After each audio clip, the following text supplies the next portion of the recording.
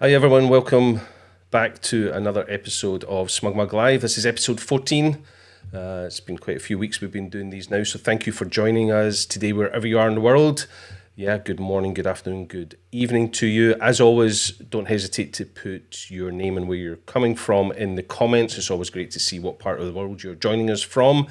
And if at any point during today's episode you have any questions, again, put them in the comments. Today I am joined by my great colleague, Kaydin. Good morning, Kaydin. How are you? Good morning, Alastair. I am well, thank you. It is a beautiful day here. Can't complain. Good. Glad to see you. So obviously the fact that Kaydin's here tells you that today is a tips and tricks episode. Today on the SmugMug Live, we're going to be looking at some features of our product and diving into some of the things that maybe we can inspire you to learn a little bit more about. But with Kaydin and myself here, we've got some ideas of what we want to talk about, but we'd love to feed off your questions. So get those questions in the comments and we will feed off those and maybe go on some tangents as we get into this. So, how's your week been, Kaydin? Has it been good? It's been a good week. It was a nice, beautiful weekend, and we're getting some much-needed rain here in the evenings and sun during the day, so can't complain. Cool. And just to give people some idea of where we are, Kaydin is in beautiful California in Santa Cruz, which is why he's talking about needing some rain. I am here in Scotland, as you can maybe tell from my accent, and we don't need any more rain at the moment, so we'll send you some of ours over. So yeah, if you need any, it's fine. It's actually been really nice, but it's been pretty wet the last few days.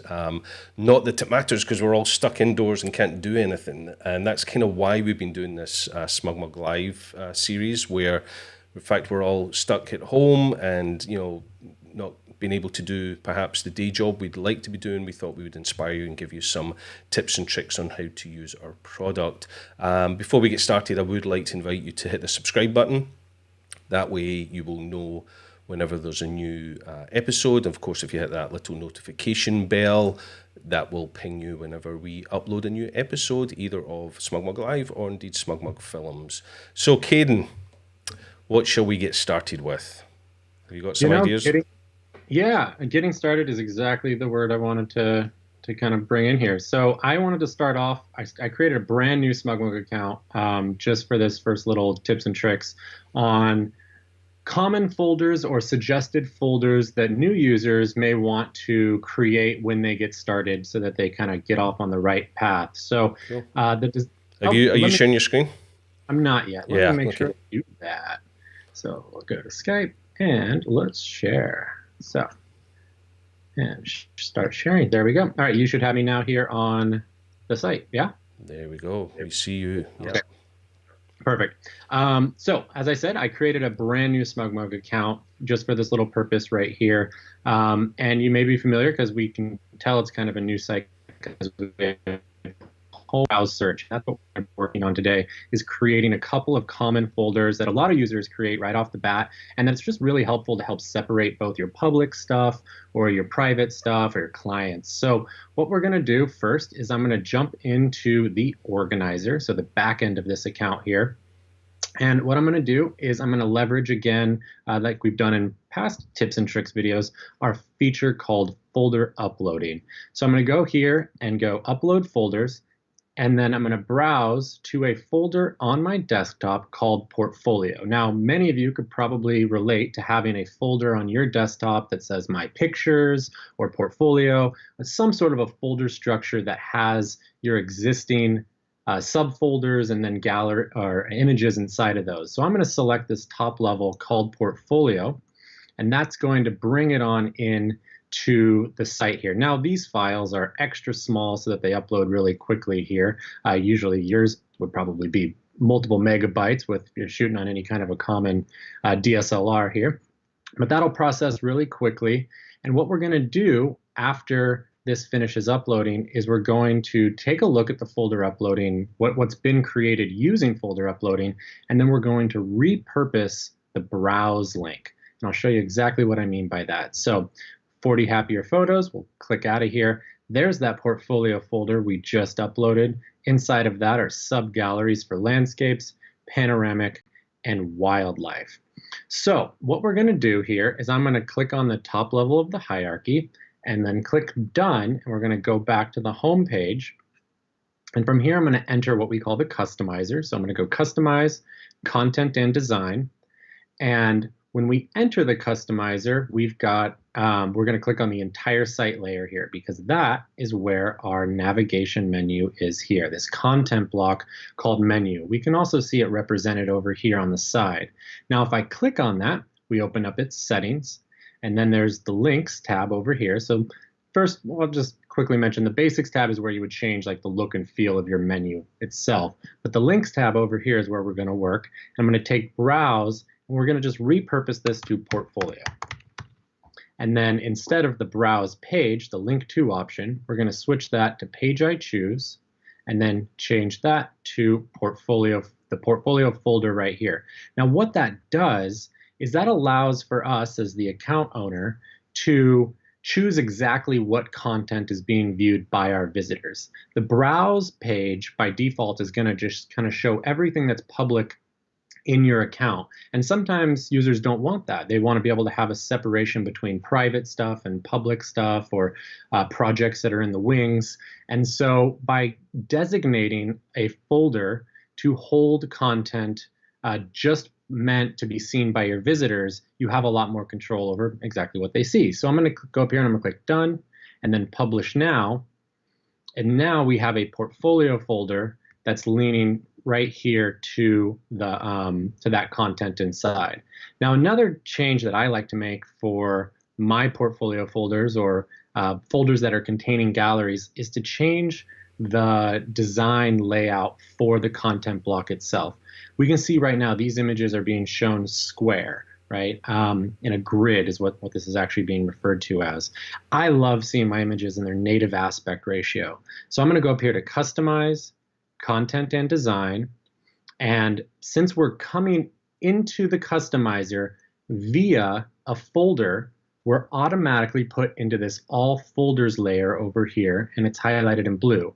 Now quickly, what this means, the all folders layer, it's speaking to when a visitor is inside of a folder, and in this case, the folder is called portfolio, what do they see? And it should be the content that is inside that folder.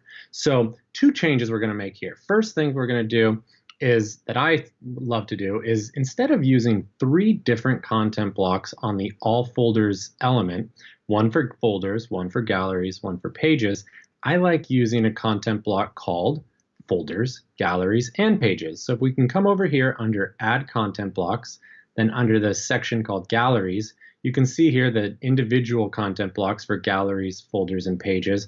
But then there's this other one that has all 3. So what I'm going to do is I'm going to click the little trash can icon for folders.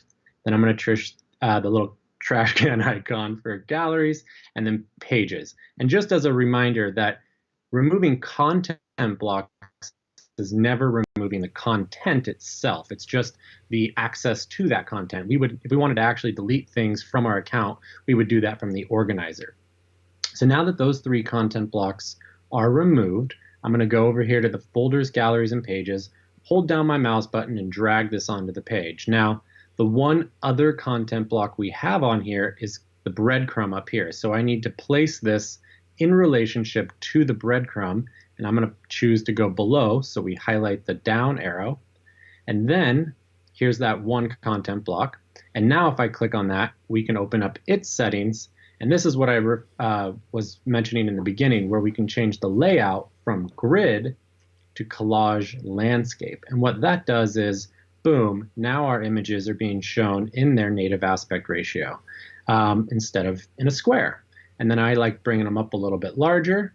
And then another little tip here is in the display tab, you guys see this little icon down here next to panoramic and landscapes and wildlife. That icon can be turned off by show icon right here. So I like turning that off and minimizing what we see, and then also aligning things to the center, and then maybe we even toss a couple of pixels between those images. So now it's cleaned up and those images are showing in their native aspect ratio. So I can hit done, done, publish now, and when we click on, well, we're already in the portfolio, but now we're going to see that content shown a lot larger. It's taking up more of our screen, and the images themselves aren't being cropped off.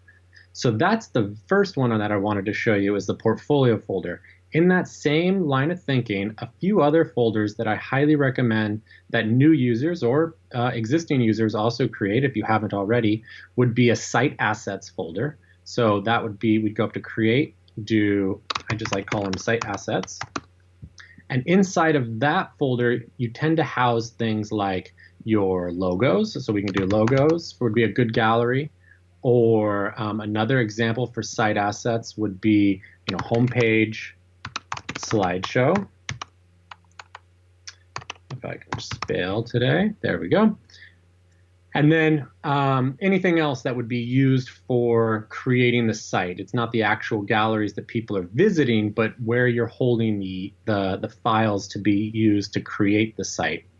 And then one other one, if you're a photographer that works with clients specifically, would be perhaps creating a folder called clients or client access, something along that line, where then inside that folder you can house your clients' folders or the galleries for your clients in there. And then in that, kind of what we did earlier would be to link those up. So maybe go back to the nav menu and add your clients, but you wouldn't add site assets to there. I won't add that now because we probably got a couple of questions rolling through, but that was the main part that I wanted to show here, was the use of creating a designated folder for your public content to be shown to your visitors. Because sometimes clients, for example, that like I just created, you may not actually link to that on the front end of your site, and you may just link your clients directly into their galleries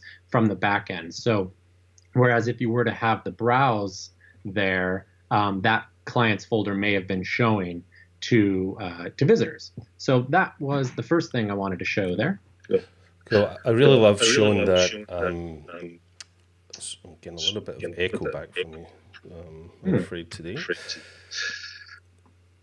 There's a little bit of a delay between what you're saying and what's actually happening on screen as well. So maybe internet's just struggling on your end a little bit today. But I do like always encouraging people to have that assets folder where they can put things like logos and profile pictures and anything they're going to be using on their site that they don't want to accidentally delete, and keep it nice and secure. That folder that you're always going to question yourself, should I delete something from this? It's in the assets folder, and rather than just using an asset that's stored in some other folder that you maybe move or make private or something like that. So an assets folder is always very worthwhile. But yeah, Kaydin, you are frozen at the moment now, unfortunately. So I don't know whether that is connections on Kaydin's side that is making him break up a little bit today, but it's always the difficulty of streaming live is being reliant on internet, which everybody is on at the moment. So I'm just going to check, see if he's back. Yeah, you're moving. That's always good. Your image is moving. Great. Yeah, you were cutting out there a little bit too, but I think I put my AirPods in and hopefully the echo's gone. Yeah. Let me know if that's better. That's cool. Thanks, man. Appreciate that. Question from you that actually came up in a previous episode of Tips and Tricks after the live streaming. Somebody put it in the comments of the YouTube video. Is what is the difference between publish now and save for later and discard? Whenever we're publishing stuff, there was someone wanted a little bit of clarification on that. So maybe you could jump into your site and give us a little bit of clarification on what it means to save something for later. Sure, absolutely. So let's just make a quick change here. So I'll jump into the customizer, customize content and design. And we'll just do something really simple. We'll just switch out the background photo from this sunset with the silhouette of the oak tree to, let's say, let's use Iggy the lizard here. And now Iggy's selected, and let's just say, I'm been working on this site, and I'm not quite ready to publish the change that I've made just now quite yet. But I want to come back to continue working on it later on, but I got to go. I got to close my computer or for whatever reason. So we can hit done and save for later. and we'll see that the background is still using that previous setting. So the changes that we've made in the customizer are saved, and they're able to be accessed the next time we come into the customizer, but they're not yet published live. Then once we click back into the customizer, so customize content and design, we'll see those changes again. So there's the background photo changed, and then we can go done, publish now, and that will actually make the changes live there. And then discard changes, I'm not sure if I need to show it, but it would just discard everything that you've done while in there. And we can go over it real quickly. It's not too hard. Let's just do this one where I'll actually toggle it back. We'll go background photo, and we'll switch it out for this time. Let's do the B shot. So with the B shot, now we've made that change, but if I go up here to done, discard changes, now it's going to take us back to our last publish point. And when we re-enter the customizer, nothing is showing there. The B is not there this time. So discarding is best to do if you've messed something up and you wanted to just go back to the last point in which you entered the customizer. And then save for later is good to just, while you're working on something, but you're not quite ready to publish it. And that actually leads me into another tip that I wanted to show here, if you feel as though that was enough for answering that question. Yeah, I think that's great. Literally, the only one that makes it live to the world on your website is the Publish Now one. The others either delete it or save it for you to continue that work. So yeah, great. Thanks, Kaydin. Perfect. Yeah, I always like to emphasize that the word publish on SmugMug means go live, make it so. And then saving is being able to go the other direction. So let's talk about other site designs, because with that same line of thinking, publishing and customizing, you're actually able to create multiple site designs and have them in the wings while you're working on them without actually making them public yet. So let's just say you're a longtime SmugMug user and it's time to refresh your site and you want to work on a new design, but you want to keep your current design available and viewable while you're working on your other design. So if I go on up to customize, choose new site template, and then we're loaded with what we call the design picker here. So let's just select I'll just select Sierra here as an example, and then we'll hit preview. And my internet will pick up. There we go. And so we're previewing what Sierra kind of looks like right now. If I click choose and publish, again, publish means go live. So that would mean this is now the live version, make it so.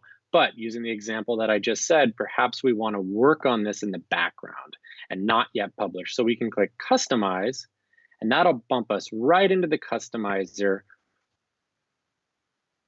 for this Sierra design. And then once that finishes loading here, we can then start to work on this. So, maybe another example would be we drop into the links and we change out browse again to portfolio, and then page I choose, and we choose this portfolio folder again, and then hit done. Now, if I hit done, we have the option to publish, but again, that would make this live. But if I hit save for later, you'll see that we're taken out of the customizer and back to our main live design. And then we can see now when we go back into the design picker that there's the Sierra version that we're working on in the wings ready to go. So you can do a little bit of work here and there, then save for later. Your main design is still up and running. And then when you're ready, you actually can publish this one to move forward. So that was the other little bit there. I've actually seen that used really effectively at quite a few studios that I know, photography studios, especially kind of family and children's photography studios, where they'll have different website designs for different seasons of the year. So maybe they have one ready for Mother's Day, they have one ready for graduation, they have a design ready for holiday season, for Thanksgiving, and they maybe with some offers or something unique about that site. And then each specific season, rather than redesigning their site, they just go in and choose that design that they have saved in the background, publish it now, that one becomes live, and they have a whole new web design instantly when they say publish live, and then they have their main site, which at any point they can go back to because they're all stored in the background. So that's one place I've seen, multiple sites designed and stored for later in the background, which is really effective. Yeah, it's a really handy tool. And, you're on SmugMug, you're never locked into the design that you have. So you can always switch around and change it whenever you like. Absolutely. Right, on to the next thing. There's no questions on that at the moment. Cool. The next thing I wanted to highlight, and I'm going to jump on over to a different demo site that I'm working on, is a feature that I highly recommend that all photographers that are interested in selling on SmugMug enable for their galleries.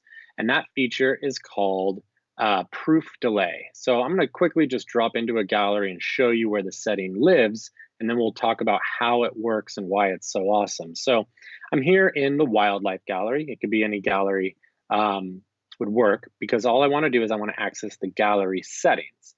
So we'll click Customize, Gallery Settings here. And the setting itself is down here on the Shopping tab. And here it is, Proof Delay. Now, it's currently set to 7 days. That's the max you can set it at. But do keep in mind that that's 7 business days. So this one would actually be closer to 10 days because it's going to include the weekend sometimes. So you can enable it here. And then when an order is placed from a gallery where proof delay is enabled, what happens here, now I'm going to go up to the top to my tabs. I actually have an order ready to go that I've placed earlier in today. Now, this is our colleague Seth's beautiful family, and we're using some of his photos as an example here. But you can see that this order that I placed is in proof delay. Now, this is kind of the key right here, is it's letting us know how much longer it's in delay. And if we're ready, we can send it directly to the lab right here. Now, the whole purpose of this proof delay feature is to allow you as the photographer enough time to review the order, make sure that it looks its best. And if you need to, you have a couple of options. You can adjust the crop, you can replace the photo. So let's just say you needed to remove a stop sign or take out some power poles, or just, do a couple of little edits on a photo. You can replace the file that's going to be sent to the lab with a cleaner, more edited version if you'd like to. But down here, I actually have one of these to show you with the crop. So you can see that this image, and I'll just zoom in a little bit. Maybe I can't zoom in with the Skype.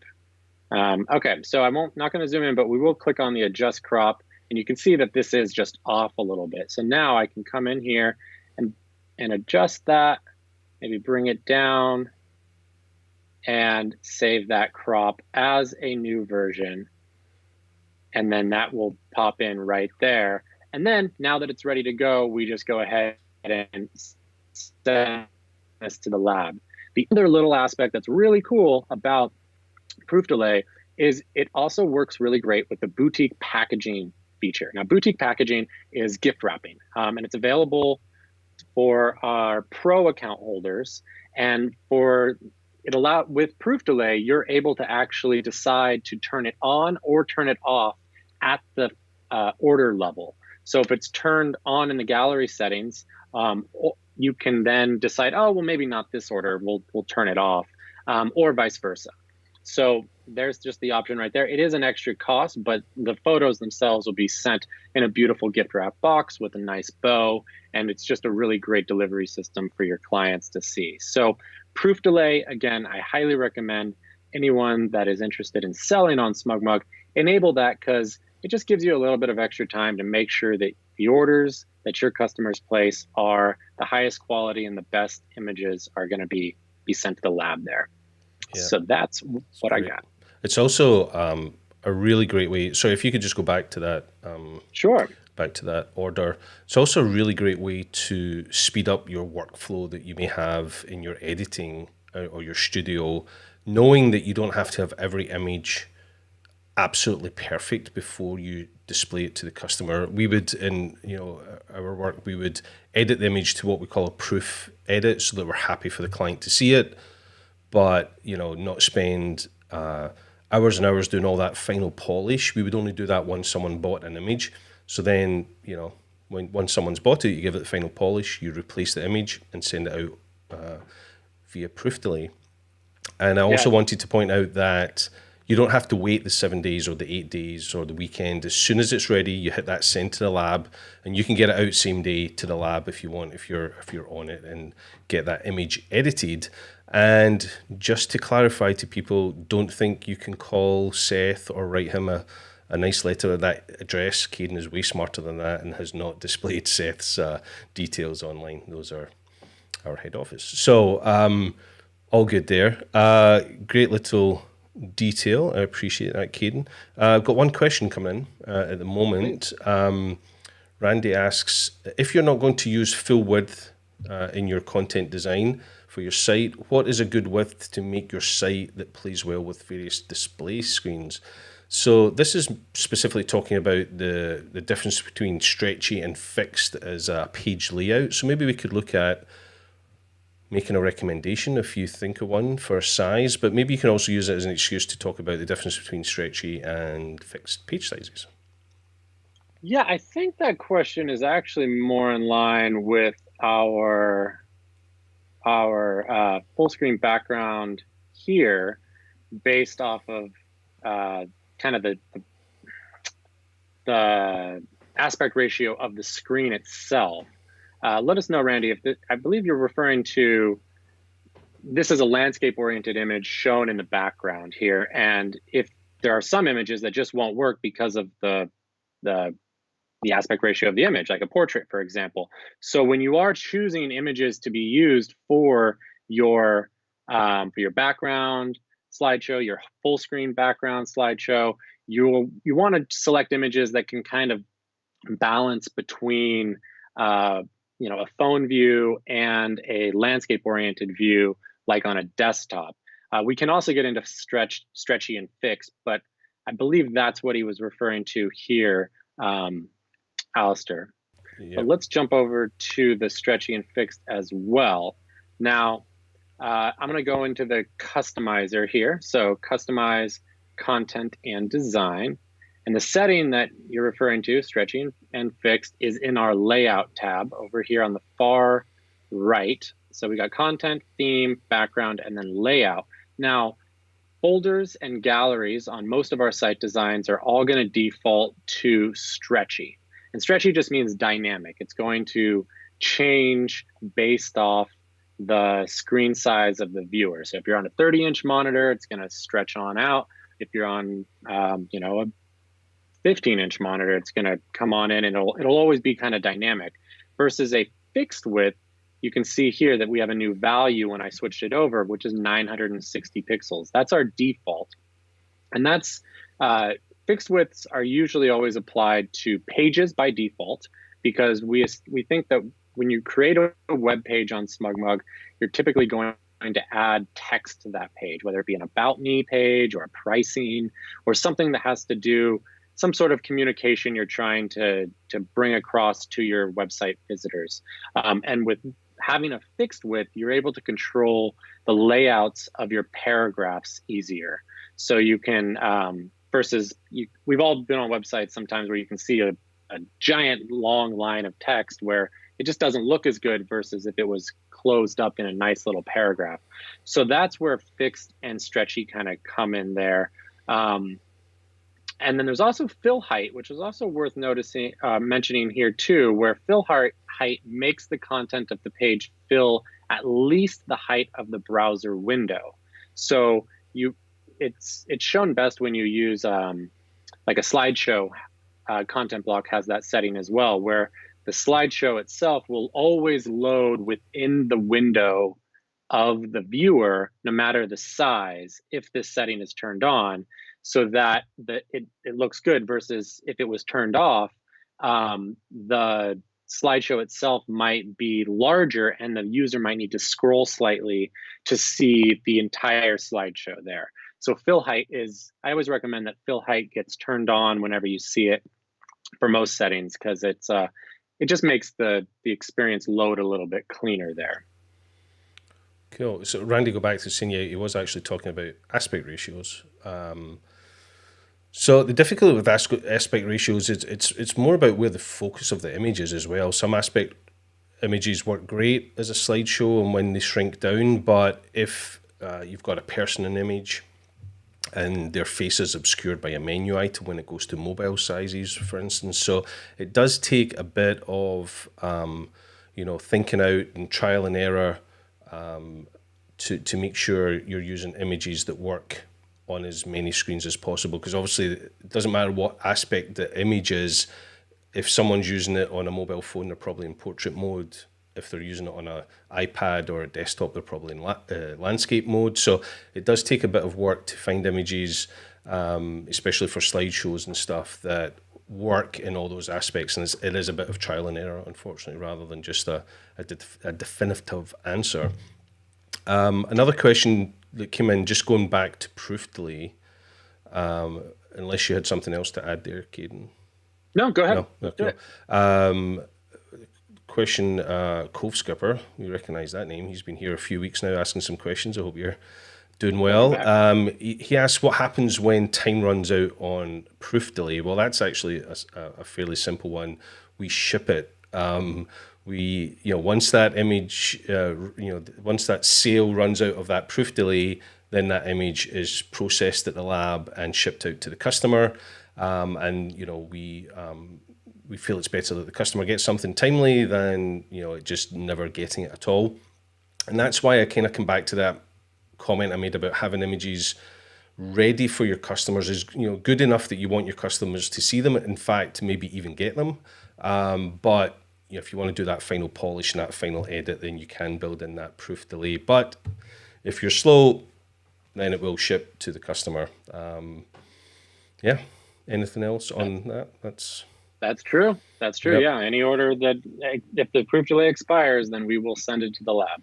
Yeah. I'll be honest. In the event that happens, and if you catch it quickly enough, always reach out to our support team, because provide them the order number and they can check on it to see if it's been directly sent to the lab at that point. Because we can sometimes catch it and put a hold on it and assist so that you can replace those out. But as a general rule, they're sent pretty quickly as soon as the proof delay expires. Yeah, especially if it's a loose print. Loose prints are pretty quick turnaround. However, I will also say that you're completely covered by our print guarantee, that your customer will be happy with that print, and therefore, if there was any issues, we would certainly look after you. It's something we're very proud of here at SmugMug, is our customer service, and not just to yourself as our customers, but to your customers as well, to make sure they are extremely happy with the prints that they're receiving from our labs. So, absolutely. Yeah. Let's keep it rolling. You got something else for us today? Yeah, I wanted to show a little feature here that some may know what it is and some might not, but it's called favicon or favicon, depends on where you are and what you like to call it. But it's this little icon up here in the tab. You can see next to portfolio, for this tab right now, we have the SmugMug smiley face. So that's the default for all accounts, unless you customize and choose to use a favicon for yourself. So we go to customize, content and design, and we access the settings button up here. It's the last option down at the bottom. And what you'll see is I'm just going to select an image here. We'll do one that can kind of stand out pretty well. Let's do the lava, because it's nice and bright. So when I select done and then save, and then once I publish this, so done, publish now, I want you guys to watch the little icon in the tab, because that's what's going to switch out to now be that lava photo. So you can go on into Photoshop and create yourself a little icon, maybe with the initials of yourself or your business name, or whatever you want. Make some little square icon. I usually recommend that you make it at least 200 pixels by 200 pixels or larger, because as you saw, we selected a full size image to be used, and it scales down beautifully. So it doesn't have to be a very small graphic. It can be a larger graphic as well. Just you want to make sure you'll see how large it goes there. So a cool little feature that kind of helps customize and personalize your site a little bit further is the favicon. You broke up slightly just as you started that, so just show people, just so that it was clear, Sure. just where they can find that. You don't need to go through the whole thing because we've got most of it. Just where they can Sure. find the setting. You can find the favicon setting from inside the customizer, and then after entering the customizer, we click on the settings menu, and then down at the bottom, it's the last one here, where you can just switch it out and select a new one. Cool. And we could have a whole episode just about arguing whether it's favicon or favicon. GIF, Giphy, GIF, I don't know. That's the beauty of the internet. Yeah, I wonder where it came from. I've never looked into why it's called a favicon. I call it a favicon, but I've certainly heard it called favicon. And it's something we forget about many times to change, but you certainly can customize that, and it's well worth doing, especially if you have your own brand and your own business. It's worth changing that so that it all looks very professional. Yep. Okay, shall we do one more? Sure. I think this might help out Randy as well. Another little best practice when you are using the full screen background slideshow or any kind of site assets type section is creating or using the gallery for that purpose to have slightly different settings than what you might use in your public stuff. For example, let's take a look at our landscapes gallery here. Now, if I look at landscapes and we go into the settings, this is in our portfolio folder, right? So the intention for these images is to be seen by visitors and to be potentially purchased. So for settings up here, I usually have our maximum display size lower than X3, somewhere between X3 and XL, just to protect the high resolution images. Right-click message is usually turned on. But this one specifically is what I'm going to highlight here in this strategy. So if we were to take these images and I was to, let's just select these 3 images right here. If I was to drag these over to our homepage slideshow and I collect them into there, well, those are going to be virtual copies, right? Those are going to be different. They're the same exact file, but they're shown in this other gallery. And that's a really powerful feature for when you're wanting to show the same image in multiple places. But when it comes to site assets and specifically homepage slideshow, you usually want those images to be big and beautiful and super crisp. You may also want them to be unwatermarked. Like if we had the images in here to be watermarked and protected, sometimes on the homepage, you're like, let's just not watermark those ones because it's my landing page. It's how people come in. But once they get into a gallery where they can purchase, obviously the watermarks will be in there. Now, if we collected these images, the watermarks would also be part of those, part of the images that are being used in the slideshow, as would that maximum display size. So for this purpose here, what I like to recommend is you can first collect them in, and then one strategy is then you can download the images that you have there and then re-upload them. And I'm not going to fully re-upload them, but I'm going to show you the next step. So if we were to collect them in, get the images you want to use for your homepage slideshow, you download that gallery, then you re-upload it. And by doing that, you have originals in here. You have new versions. Yes, they're the same photo as what was still inside of landscapes, but our system sees it as a completely new file. And why that's important is then you can come into the settings, and for your photo protection, you would then leverage all but original. You can still have right-click message on, but then watermarks can be turned off as well. And what that does is that ensures that these images that are shown on your full screen background slideshow are super high resolution and as beautiful as possible without any watermarks. And then as your visitors explore further into the website, they will get to the galleries themselves where those images could be purchased, and that's where they'll see the watermark. That's where they'll be limited on the maximum display size a little bit further. So it's just a nice strategy to use to kind of isolate specific images for specific settings. Another example would be featured photos. Sometimes And as a reminder, the featured photo, and I'll show you where that setting lives. Let's use landscapes down here. We go into settings. Here it is, featured image. Now this is the image that is representative of the gallery. So in this case, landscapes. If I select this nice sunset shot, there's a three S's, and we take a look at the portfolio folder again, you'll see that now this is the image being representative there. Now, if I had watermarks applied to these images, there's a chance that this photo here would also be watermarked.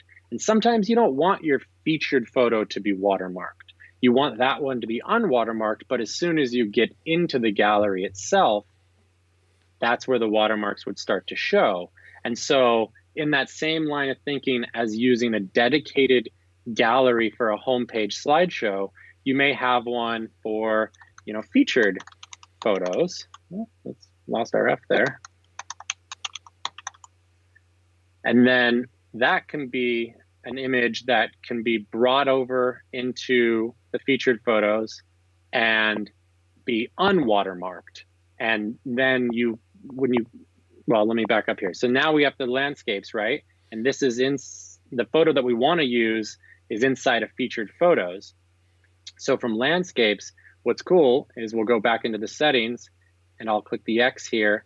And by default, it's going to pull up the picker for the images inside of that gallery. But if we go up here to the top, we can start backing out to our homepage and we'll go to Site Assets and Featured Photos and then select this, which would be our unwatermarked version, and hit Done and save. And now we're isolating a specific image unwatermarked to be used for that one purpose, while all of the other images inside of here would actually be watermarked. So it's just another kind of way to set up a clean display of your images if you're trying to leverage watermarks, but also have a clean layout. Yeah, two great tips there. I love that idea of being able, just re-downloading collected images straight from the gallery. Many times we find ourselves creating a gallery of images sourced from many other galleries, and you kind of lose track of it. And when you want to work on them or do something else with them, actually just downloading them straight from that collected gallery it's faster, even though you're waiting for something to download and then re-upload, way faster than trying to find where all those images live in their original state in different galleries. So that's a great tip. I also love the fact that we allow people to use a featured image from a different gallery or a different space. I was working with a customer very recently who was building out a gallery for sale, but they wanted the feature image to be a very sales-orientated image, with a picture behind a sofa in a frame, but didn't want, obviously, that image to be seen in the gallery when someone chose that gallery. So being able to choose an image as your feature image from anywhere on the site is really useful.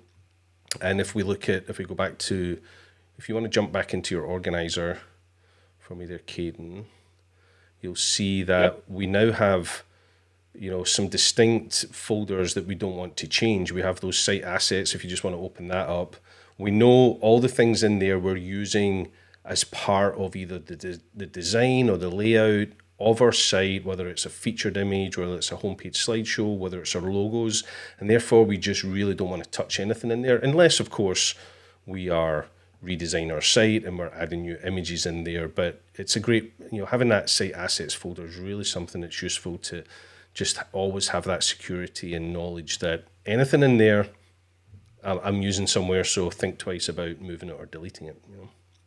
Yep. And just while we're on it, 99% of the time, site assets folders and galleries you'll want to make unlisted. I don't think I made that here with these yet. So just to show you, if we drop into the folder settings for site assets itself, I'll click settings and then folder.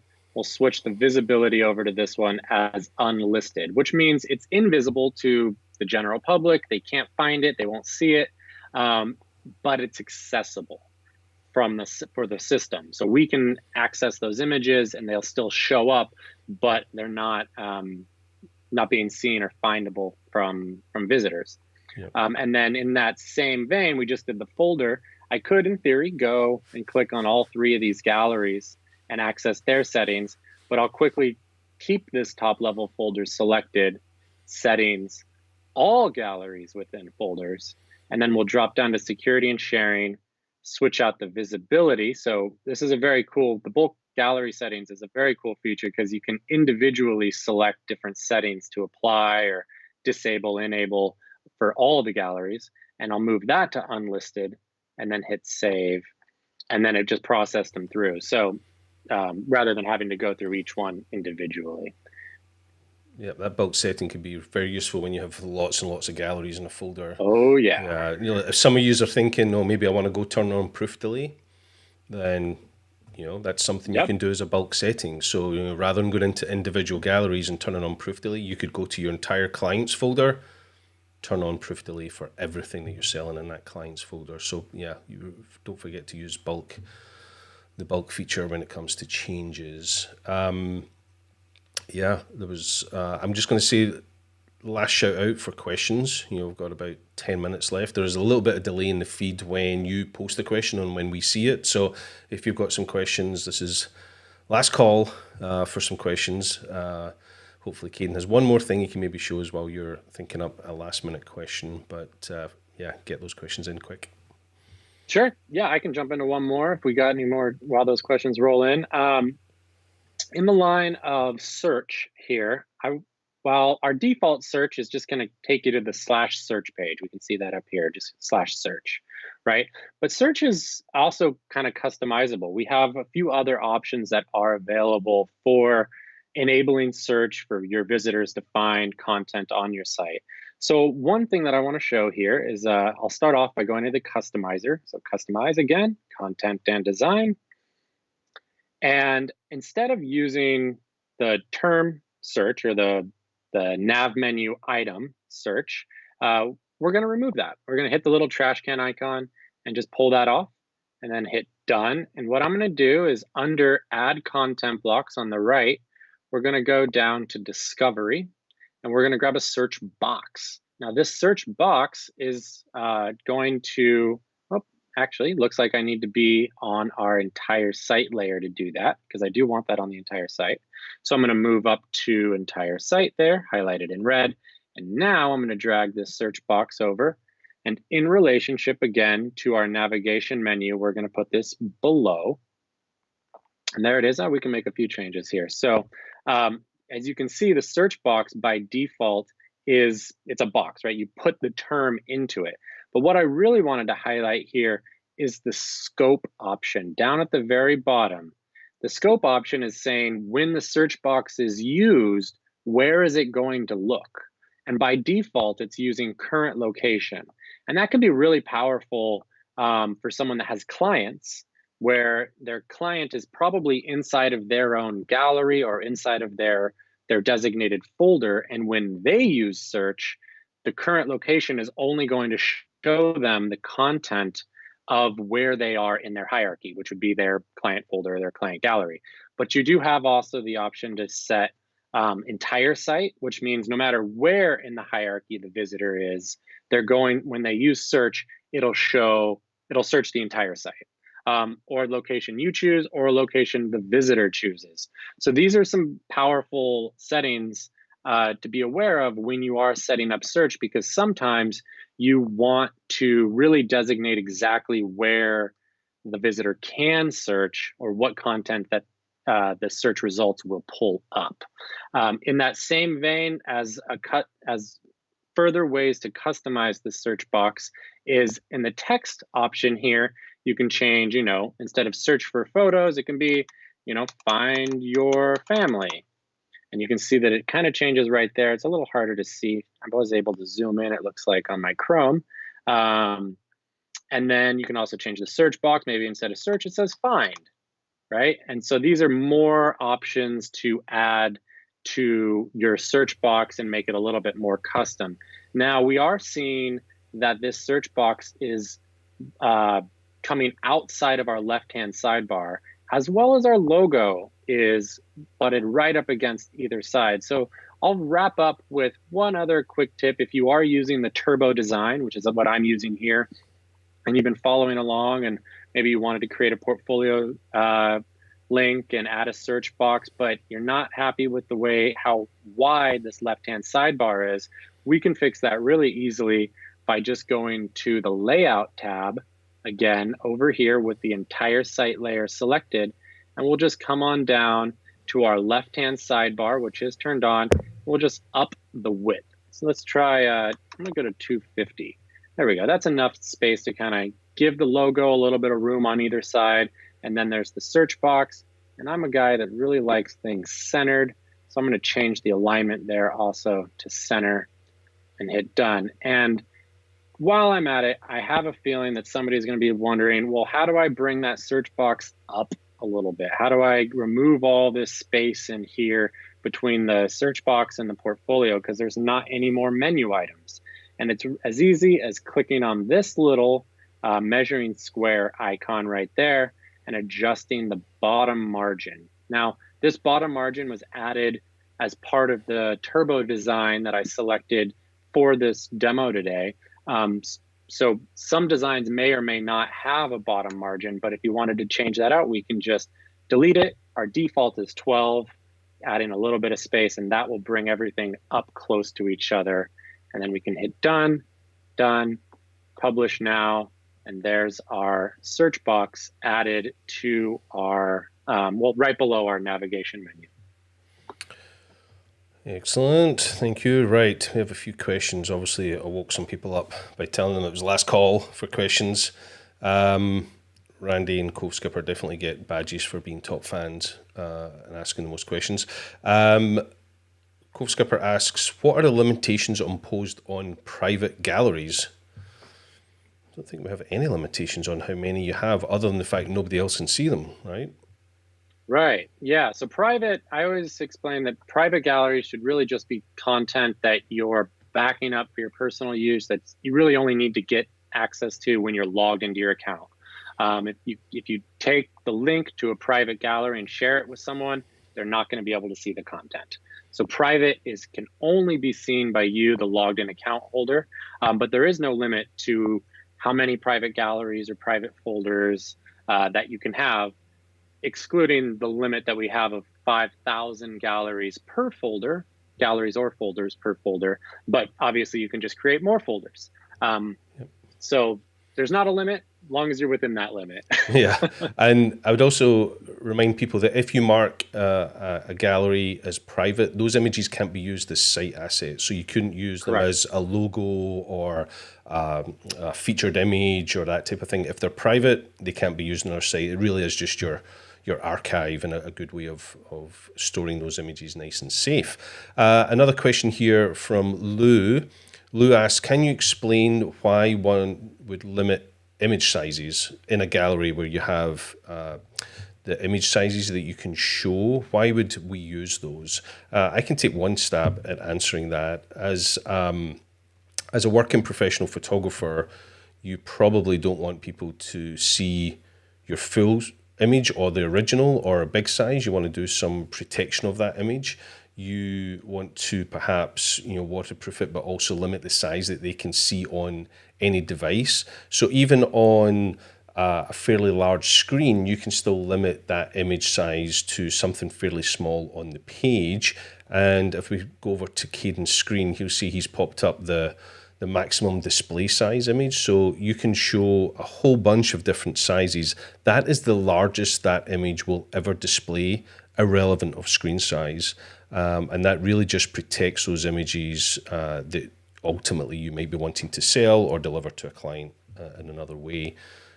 Anything you want to add to that? Yeah, the way I also explain it is it allows you to hard code into the system how large of a file visitors are able to access, because we're so spoiled with image sizes these days.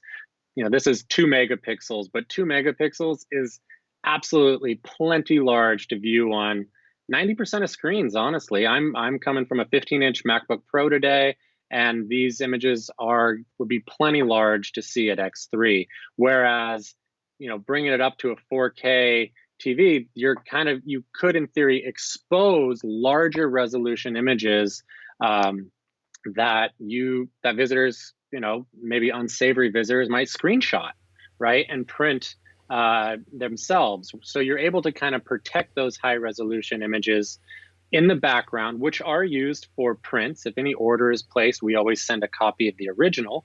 But while viewing, so again, the maximum display size, what's being viewed on the site is something much smaller, but still plenty large to be viewed on most screen sizes. So I always recommend between X3 and XL for most users. If you're photographing children or, school stuff, sometimes guys that like to bring them all the way down here because kids don't have credit cards and they don't really buy prints as often. So they do a lot more screenshotting. So you're really able to protect those versus like a fine art photographer may raise this up a little bit so that they can make sure that the images are showing nice and large across most screens.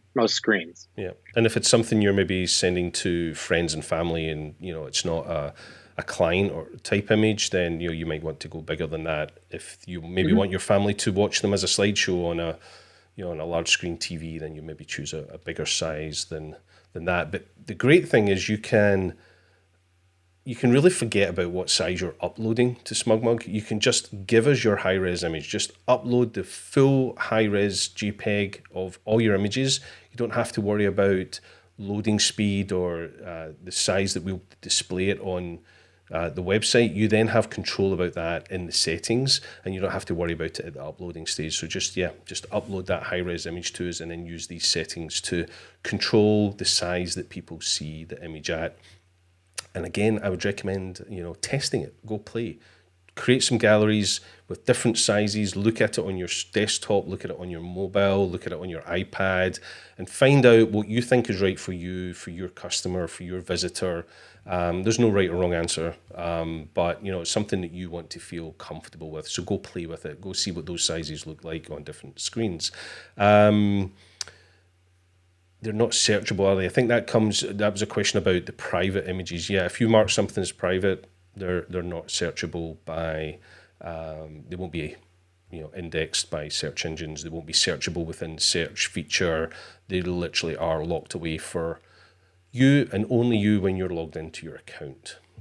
Truly Private. I think we've got one last question for the last few minutes that we have here. That's from our good friend Randy, Lou says, thank you. You're welcome, Lou. I'm glad that answered your question. Randy says, is there a case for creating a gallery based on keywords instead of collecting virtual copies? Or is it about the same? No, there are some great use cases for using keywording, and that would be in our Smart Galleries feature.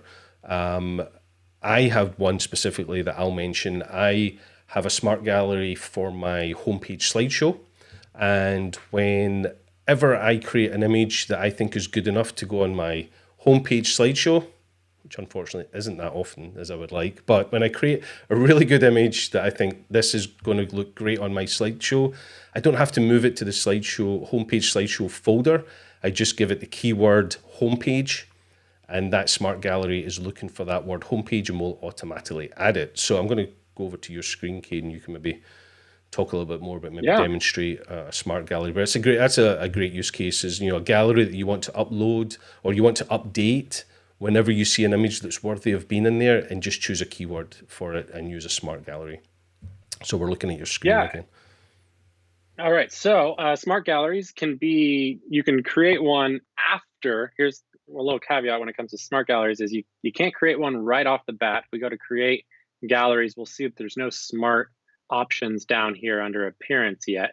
But once a gallery is created, and I'll just use the homepage slideshow here, once it is created, we can see smart rules right underneath. So we go down to smart rules, we click setup, and then you have a couple of options. You got include, exclude, you got photos, and then you also have keyword, date, popular, geography, and gallery. So as with Alastair's example, he uses keyword and then he puts homepage. Now I don't have any photos with that keyword here, but if I did, those would and I'd click refresh, those would show up right here. And that gallery would all of a sudden start to show those images specifically. And then using the workflow that Alastair just mentioned, as soon as he uploads a brand new image into any gallery on his entire SmugMug site, if it had that keyword homepage, it would automatically show in this smart gallery. Other examples I've seen are for, if you're the photographer in your family and you like to, you're archiving all the shots of your kids and your wives or your husband, you are able to you can create galleries with their names specifically. And if you're keywording those images, also maybe you're using Lightroom and the facial recognition feature, and you're putting the names of your family members as keywords into your images, well, then as soon as you upload those into your SmugMug account, into, let's say, that's not where I wanted to go, into, their forever gallery, for example, let's say, you have a folder called holidays, and in that folder you have a gallery called Christmas 2020, and you've got all the pictures of the kids, and they all have their own keywords. Well, that's their forever gallery, right? That's where the photo was taken in Christmas, and it should live inside of that Christmas gallery. But with using the smart gallery feature, you're able to then it collects those photos out and puts them into their named gallery. So for each family member, they have their own gallery with their name, and then it kind of automatically builds that out. So there's lots of really cool use cases for smart galleries using either keywords or date taken, or those other options I showed. Yeah, that's great. And Cove Skipper came up with a comment there, which is actually refers to something you mentioned earlier. You could use a smart gallery. He says he uses it to do search with an organizer. Yeah, and if you wanted to just find every one of your images that was tagged as mountain, then you create a gallery.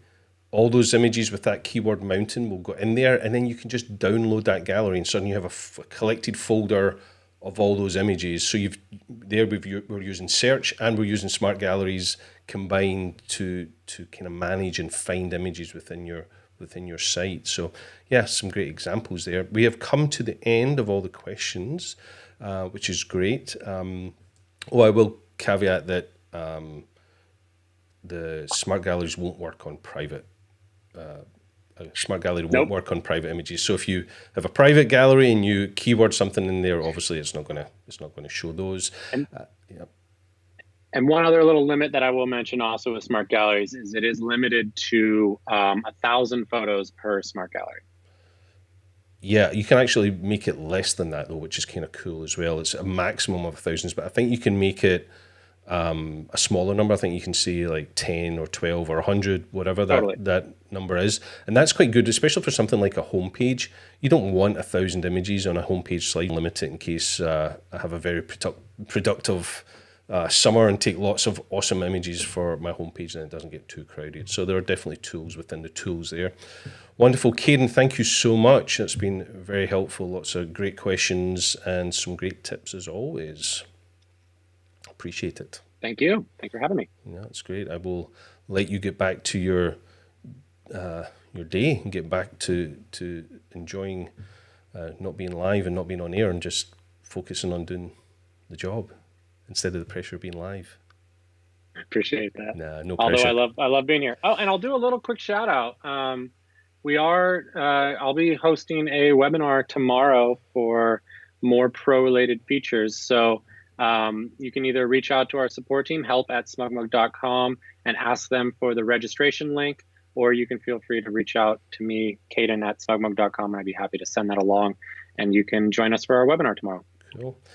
One last question. They're sneaking some last questions in here, but this one's easy. Chili asks, will this be available later for rewatch? I got on late. Well, yeah, all the episodes of SmugMug Live are available on our YouTube channel.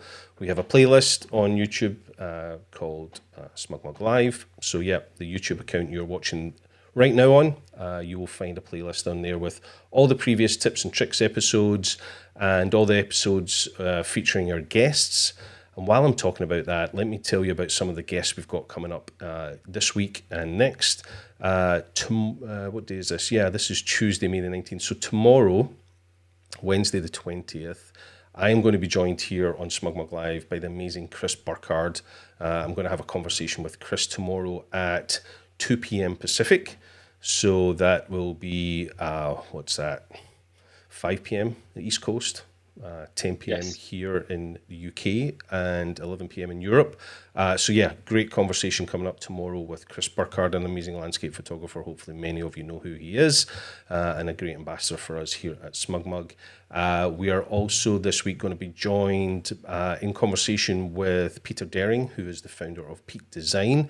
I'm going to have a conversation with him talking about choosing happiness over growth, which is something that's dear to both our company and the team at Peak Design.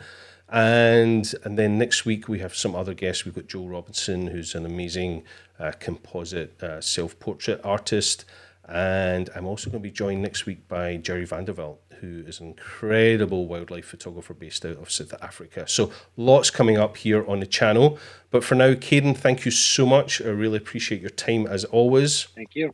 One last thing to ask everybody to do, and that is to make sure you hit that subscribe button and the little bell notification. Therefore, you will be notified whenever we release one of these episodes here on SmugMug. But for now, enjoy the rest of your day, and we'll see you back here on the channel. Bye.